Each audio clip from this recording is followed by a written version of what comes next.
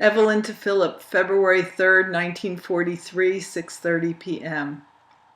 Phil, my darling, got my check and your letter simultaneously.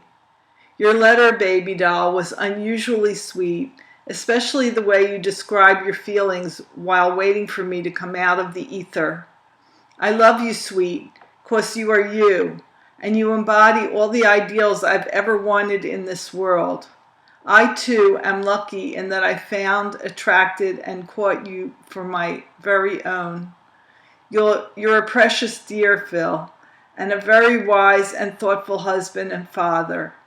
It's no wonder you're our man. I was disappointed in the check, only $50, for I expected it to be $74, Adele's allotments for December and January. Do you think I should write them a letter or wait till next month? By that time, they'll owe me $36 alone for Adele. I'm hoping too, sweetheart, that you won't need anything much this month. I intend to spend the following: insurance, $257, Dottie's gift, $7, Ann's gift, $2 or $3, Myra's birthday, which is February 15th, $3.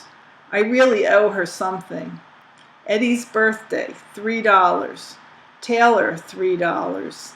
Hairbrush, $1.75 or $2. I'm hoping to deposit $25 at the bank. It's high time we started saving in earnest. After this month, I won't have any enormous expenses and should be able to save at least $40 per month. You'll have your usual $16, $3.45 from Sharp and Dome Insurance, and Mom's $5 if necessary. Page 2. I spoke to Mom about the house, etc., since we were alone for the first time in weeks. She definitely will not have any part of the house with my folks, and when I asked her whether she thought she could keep it going if Jack and Harry left, she said she thinks so. I personally do not think that either Gloria or Goldie, if they marry, will stay away from their men. I asked her if she thought they would send her some monies if they were called, and she said if they can afford it. I told her that I could not put every dollar I received from the government into the upkeep of the house. To rent rooms and feed boarders is something Mom does not want to contemplate, because she says there's no sense working so hard to keep this place if no one is here. The upshot of it all is this: my mom will have to buy the other house regardless of what happens.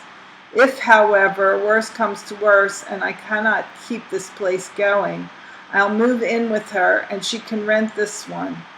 Do you want to stay at 4906 indefinitely? By that I mean when we are left alone to meet all the expenses. Do you think that you could pay for and upkeep this house yourself on your salary? All this may seem a bit previous. Nevertheless, page 3, it's something I must know so that I'll make sure nothing breaks up this place. My mom and I think it would look bad to outsiders if she suddenly moved in with me and Mom moved out. At any rate, if you want me to stay here, regardless of who stays with me, I'll do so. My mom will have to make other arrangements, even if she can't buy 4920. I asked your opinions because I wanted your viewpoints on the subject objectively. Marie Presti passed with Ann's baby. The baby is the image of Tony and is very masculine looking. His features aren't as strong as Adele's. Adele weighed 11 pounds 7 ounces this morning, dearest, and looks better each day. She's a regular little beaut. Her eyes are still a steel gray and her hair reddish brown. Mom wants to tend to the affidavits this evening, as Jack N came up for dinner.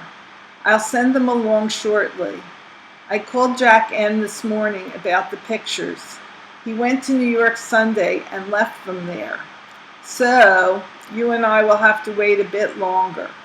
Jack isn't, page 4, sure what he wants to do about his job, since the new draft ruling of war, work, or fight came into existence. He may return to New York.